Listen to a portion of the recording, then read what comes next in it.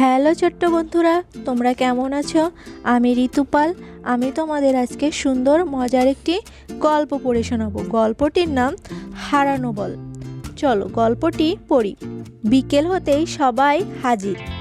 সাজু, মিতু, ইমন সবাই খেলতে যাবে মাঠে।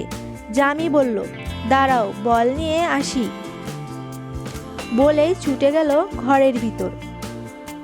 ইস, ঘরটা এত এলোমেলো, এখন বল কোথায় খুঁজি? বলটা কি খাটের ওপর? না, বল খাটের ওপর নেই। বলটা কি টেবিলের ওখানে? না, বল ওখানেও নেই। সাজু ডাকলো, জামি তাড়াতাড়ি এসো। ঘর থেকে জামি বলল, দাঁড়াও, বলটা খুঁজে পাচ্ছি না। আলনার মাঝে কাপড়ের ফাঁকে কোথাও। না, বলটা ওখানেও পাওয়া গেল না। আর দাঁড়াতে পারবো না জামি, আমরা চলে গেলাম, সবাই একসাথে চেঁচিয়ে বলল।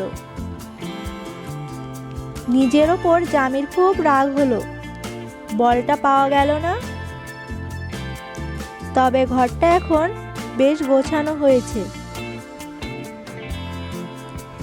এবার ওই বাক্সটা নামানো দরকার। আরে, এই তো আমার বল।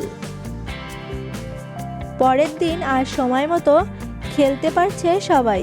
আজকের গল্প এখানেই শেষ করছি। আশা করি গল্পটি পড়ে তোমাদের ভালো লেগেছে। তো আমাদের চ্যানেলে আরও নতুন নতুন গল্প আপলোড করা হবে, তো চ্যানেলটি সাবস্ক্রাইব করে আমাদের পাশেই থেকো। ধন্যবাদ সবাইকে।